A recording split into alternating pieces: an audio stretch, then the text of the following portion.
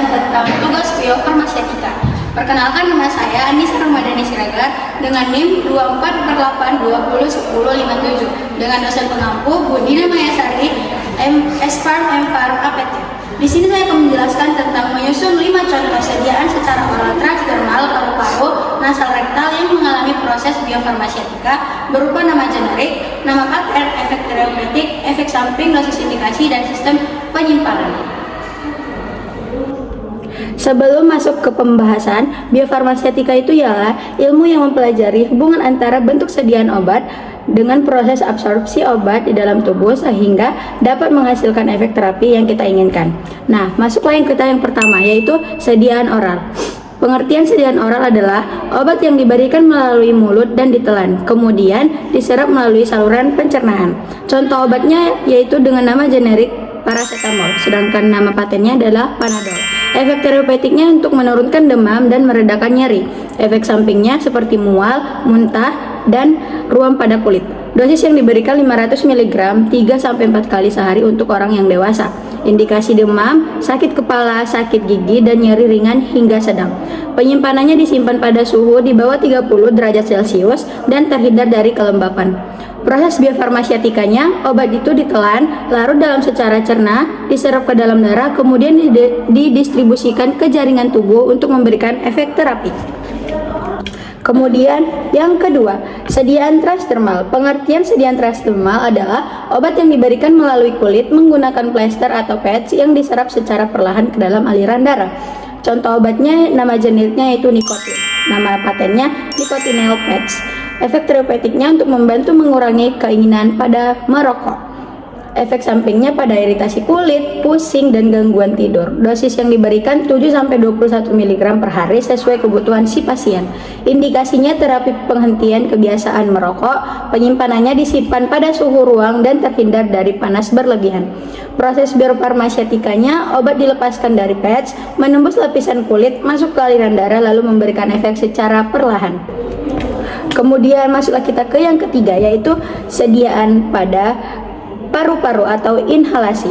Pengertian sediaan inhalasi itu ialah obat yang diberikan melalui saluran pernapasan dan langsung menuju ke paru-paru. Contoh obatnya yaitu nama generiknya salbutamol, sedangkan nama patennya Ventolin. Efek terapeutiknya itu melebarkan saluran pernapasan dan mengurangi sesak. Efek sampingnya pada pernapasan bisa jadi tremor, jantung berdebar secara tidak normal, dan sakit kepala. Dosis yang diberikan 1-2 hisapan saat diperlukan. Indikasinya ada asma dan penyakit paru-paru obstruktif kronis atau PPOK.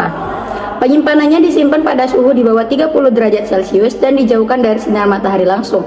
Proses biofarmaseutikanya, obat dihirup ke paru-paru, diserap melalui efalus, masuk ke sirkulasi darah, lalu bekerja dengan cepat.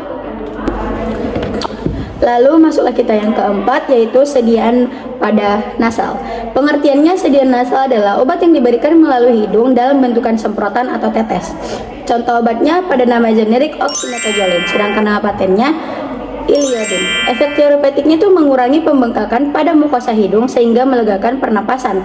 Efek sampingnya ada iritasi hidung, rasa terbakar, dan hidung kering.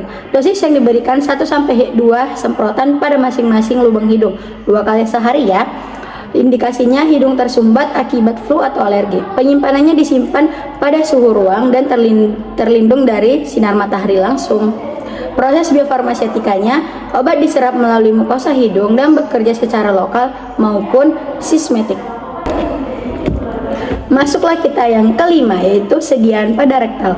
Pengertian sediaan rektal adalah obat yang dimasukkan melalui rektum, biasanya dalam bentuk suppositoria. Contoh obat pada nama generik yaitu Bisocadil. Nama patennya Dulcolax suppositoria.